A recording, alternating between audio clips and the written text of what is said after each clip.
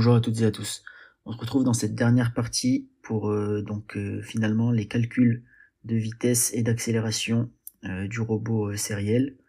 Donc, on va dans cette partie-là mettre en pratique la méthode de dérivation vectorielle pour obtenir une vitesse, et on verra que dans certains cas, qui est le cas de la question 3, cette méthode-là ne peut pas s'appliquer. On expliquera pourquoi. Et enfin, on terminera. D'ailleurs, on fera peut-être la question 5, qui est la question ici, qu'on n'avait pas précisé. Ça, c'est la question 5. On fera peut-être du coup la question... tiens, c'est l'occasion de changer. Du coup, on va appeler cette question-là 3B. Comme ça, on fera la question 3 avec... la question 3B juste après avoir fait la question 3. Ça a fait un peu plus de sens que de calculer la vitesse de O3 appartenant à 3 par rapport à 0, qui n'a pas trop de lien avec la question 3. Donc, vous remarquez que pour la question 3, j'ai écrit calculer V de C appartenant à 3 par rapport à 0. Donc, j'ai écrit ça pourquoi? Donc, j'ai pas précisé par dérivation, parce qu'en fait, je te rappelle que la formule qui te dit que qu'on caractérise donc un point M dans l'espace, et donc admettons qu'on ait un vecteur position OM qui serait égal, je dis n'importe quoi, à x suivant x0 plus je sais pas trop d'ailleurs, L suivant x2, et bien je peux appliquer donc la vitesse du point M dans le mouvement de I par rapport à J, c'est égal donc à la dérivée du vecteur position si et seulement si le point M appartient, si et seulement si le point M appartient M, d'ailleurs si et seulement si, donc si et seulement si M appartient donc à I. En fait, pourquoi c'est vrai? Appartient, en fait, c'est pas totalement vrai. On pourrait en fait élargir cette définition-là en disant que cette définition-là est vraie. Donc ça, c'est la formule que tu fais pour calculer des vitesses depuis N années en physique. En fait, on pourrait élargir cette définition-là en disant que c'est vrai si le point M est fixe. M fixe par rapport à I. Et en fait, si on s'intéresse donc à la figure de notre exercice, on s'aperçoit que le point C, il appartient pas au solide 3, mais appartient au solide 2. Or, C appartient à 2 et n'appartient pas à 3. Donc, V au point C, en fait, on devrait même pas écrire appartenant à 3 par rapport à 0, mais dans le mouvement de 3 par rapport à 0, elle va être différente de la dérivée d'un vecteur position qui serait donc un point O qui serait fixe dans le repère 0, dans le repère galiléen, dérivée de OC par rapport au temps dans le référentiel R0.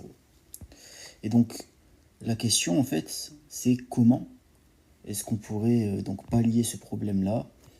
Eh bien, on va avoir recours donc à la méthode qui est moi celle que je recommande le plus souvent, c'est donc passer par un transport donc de vitesse avec la formule de changement de point, la formule de Varignon, donc qui est applicable pour les vecteurs moments dans nos différents torseurs, que ce soit donc le torseur des actions mécaniques, avec le moment d'une force, mais c'est également vrai en cinématique avec le vecteur moment qui est le vecteur vitesse. Et c'est vrai pour d'autres torseurs, le torseur des petits déplacements où le vecteur moment sera le déplacement, etc. Donc voilà, pour rappel, la formule de Varignon, donc elle te dit, on retrouve souvent également l'appellation qui est due au moyen mnémotechnique, donc babar, Pourquoi? Donc ça sort d'où ça? Ça sort du fait que la vitesse au point B du solide I par rapport à J, dans le mouvement de I par rapport à J, c'est égal à la vitesse au point A dans le mouvement de I par rapport à J, plus le vecteur BA, vectoriel la rotation de I par rapport à J. Et donc en fait, on retrouve ici le point B, le point A, BA et le taux de rotation, donc R. Et donc ça fait le fameux babar, le moyen mnémotechnique qu'on aime bien utiliser, donc les enseignants comme les étudiants. Donc en fait c'est cette relation-là qui va nous être utile et qu'on va chercher à exploiter pour le point C. Donc ça c'était une petite parenthèse là. Et donc c'est ce qu'on va appliquer pour le point C. Donc la vitesse au point C, on va dire que la vitesse au point C dans le mouvement de 3 par rapport à 0. Donc dans un premier temps, déjà avant d'appliquer Varignon, on va appliquer donc la composition des vitesses. Donc c'est la vitesse au point C dans le mouvement de 3 par rapport à 2, plus la vitesse au point C dans le mouvement de 2 par rapport à 1, plus la vitesse au point C dans le mouvement de 1 par rapport à 0. Ok, sauf que ce qu'on avait vu, c'est que la vitesse au point C dans le mouvement de 2 par rapport à 1, c'était donc 3 par rapport à 2, pardon, déjà. 3 par rapport à 2, c'est z point z0. On avait vu que le mouvement de 2 par rapport à 1 était caractérisé par une liaison pivot d'axe O2Z. Et donc du coup, ça nous permet de dire que la vitesse en O2 appartenant à 2 par rapport à 1, c'est égal à 0, vecteur nul d'ailleurs plutôt. Donc en appliquant la relation de Varignon, on peut dire que la vitesse au point C dans le mouvement de 2 par rapport à 1, c'est égal à la vitesse au point O2 appartenant à 2 par rapport à 1 plus CO2 vectoriel oméga de 2 par rapport à 1. Or, ce truc-là, c'est le vecteur nul. CO2, on avait vu que ça faisait donc du L, enfin même, ça fait plutôt, donc on avait vu que c'était du moins L x2 hein, d'ailleurs. Donc ça fait moins L x2, vectoriel oméga de 2 par rapport à 1. Et oméga de 2 par rapport à 1, on avait vu que c'était phi point z0. Donc je te redessine la figure de changement de base plane rapidement qu'on avait réalisé tout à l'heure. Donc on avait x0, y0 et donc z0 conformément à la règle de la main droite qui pointe vers nous. On avait la base bleue qui caractérise le mouvement de rotation de 1 par rapport à 0 qui faisait un angle θ. Hop, donc je te fais pas le... Bon allez si, je te fais le y1, voilà. Et ensuite on avait la base 2 qui était cette couleur là, qui tournait par rapport à 1 d'un angle phi. Y2. Z1 et Z2 étant commun à Z0. Donc, oméga de 2 par rapport à 1, c'est évidemment phi point Z0. Et x2 vectoriel Z0, ça nous donne du Y2. Pardon, ça nous donne du moins Y2, puisque on tourne dans le sens contraire. Règle de la main droite nous indique que donc on a un produit vectoriel négatif. Or, on avait déjà un signe moins devant le L, donc du coup on a plus L phi point, et on a dit x2, ouais, donc du coup c'est ça, L phi point y2. Voilà. Donc ça c'est pour notre vitesse C2 par rapport à 1.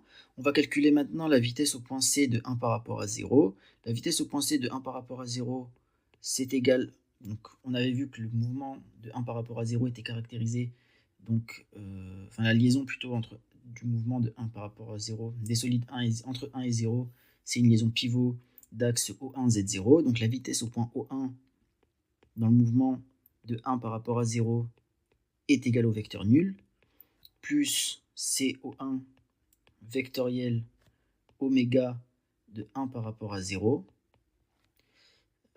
Donc ça nous donne le vecteur nul. C'est pas un environ, hein, c'est juste que j'écris un peu vite. C'est un égal, c'est parfaitement égal.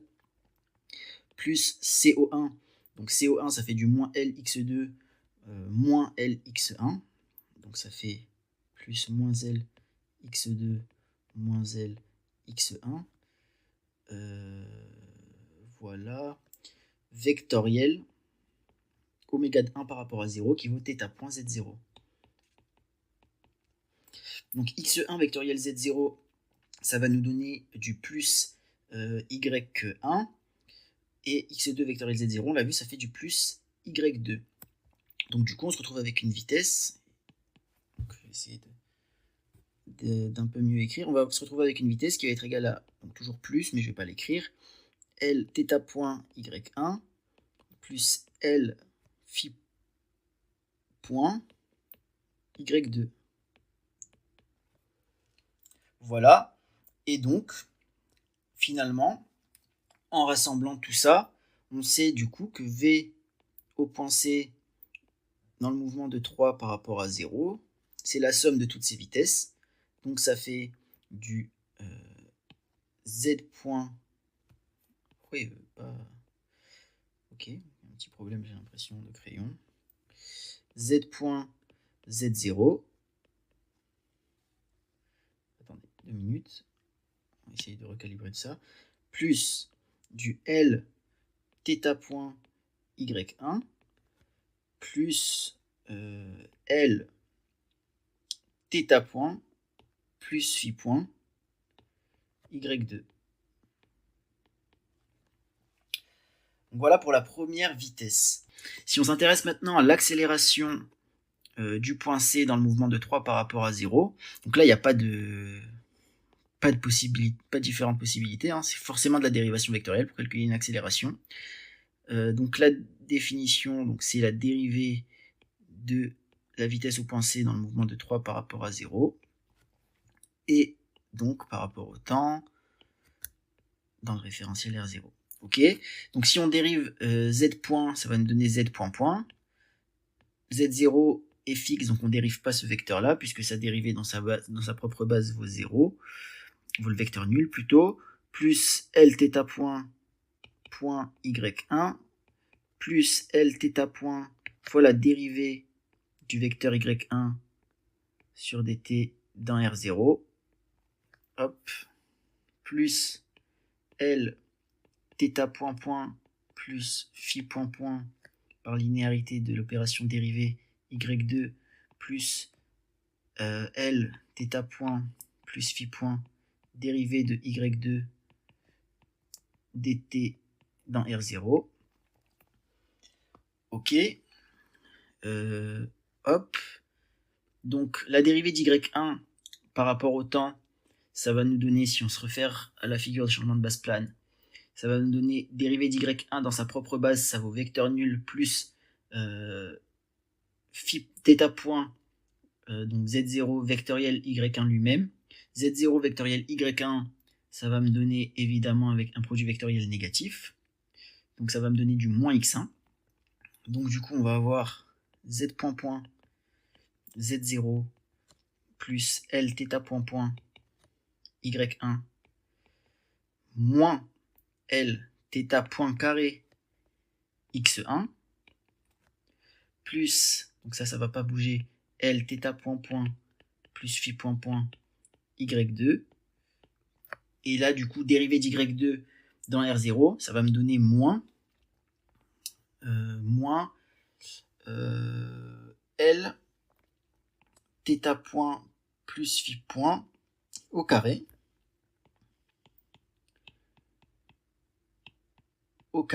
porté par x2.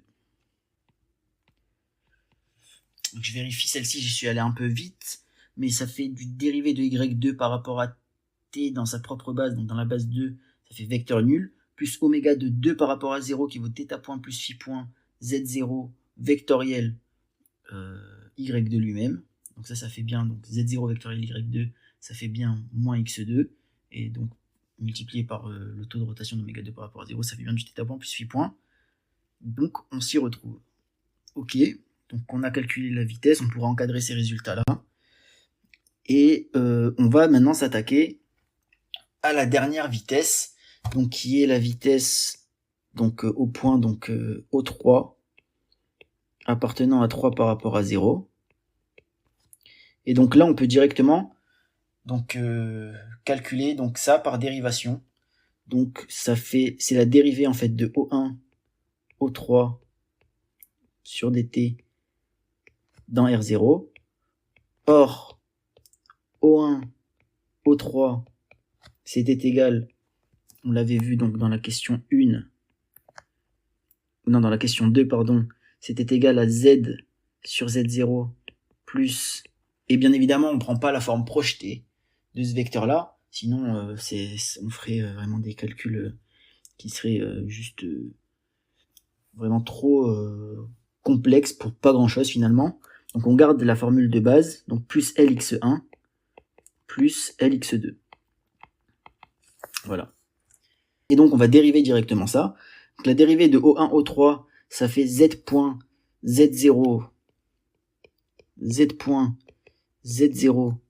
plus L x1, la dérivée d'x1, on a vu que ça faisait du θ point x1, donc z0 vectoriel x1, ça fait plus Lθ point y1, plus L x2, la dérivée d'x2, ça fait L θ point plus phi point y2. Voilà. Alors, ce qu'on pourrait faire maintenant, pour terminer, ce serait calculer cette vitesse-là à partir de la relation de Varignon pour voir si on obtient le même résultat. Donc on aurait V en haut 3 appartenant à 3 par rapport à 0 qui serait égal, si on décompose dans un premier temps, O3 O3 dans le mouvement de 3 par rapport à 2, ou en fait si, O3 dans le mouvement de 3 par rapport à 2, plus la vitesse en O3 dans le mouvement de 2 par rapport à 1, plus la vitesse en O3 dans le mouvement de 1 par rapport à 0. La vitesse en O3 appartenant à 3 par rapport à 2, ça fait z.z0, c'est une glissière. Donc en n'importe quel point, la vitesse est la même, en n'importe quel point appartenant à 3. Donc on va avoir la vitesse en O3 de 2 par rapport à 1, on va la calculer de la même manière que ce qu'on avait calculé tout à l'heure, en exploitant le fait que la vitesse en O2 de 2 par rapport à 1 est nulle, est égale au vecteur nul pour être précis. Donc on va tout écrire sur la même ligne, donc on va avoir O3, O2 vectoriel oméga de 2 par rapport à 1, plus, donc en O3, donc dans le mouvement de 1 par rapport à 0, la vitesse qui nous donne un vecteur nul, c'est O1, donc on va avoir O3, O1 vectoriel oméga 1 par rapport à 0. O3, O2, O3, O2, c'est quoi O3, O2 O3, O2, ben c'est juste Z suivant Z0 plus c'est pas très bien écrit ça. Donc c'est O3, O2, c'est pas beaucoup mieux. C'est Z porté par Z0 avec un moins plus, et en fait toujours moins puisqu'on va dans un sens, on va dans un sens négatif, moins Lx2. Et O3, O1, ça va être moins Z porté par Z0, moins Lx2, moins Lx1. Et donc, si on fait ces produits vectoriels là, oméga de 2 par rapport à 1, c'est phi point Z0. Donc le Z0, il n'intervient pas dans le calcul, puisqu'il est collinéaire à lui-même. Et donc on va avoir du x2 vectoriel Z0, qui fait du moins phi point Y2. Moins par moins, ça fait plus. Donc on va avoir, je Je pense que pour résoudre ce problème-là, je peux juste faire ça. On va avoir... Non, pas vraiment. On va avoir moins L. Pardon. On va avoir Z point Z0 plus L. J'avais dit phi point, c'est ça? J'avais dit phi point Y2.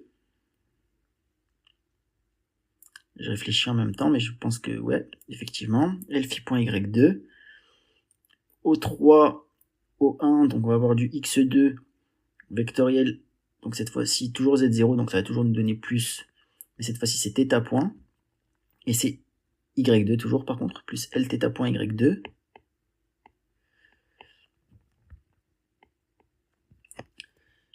Et enfin, on va avoir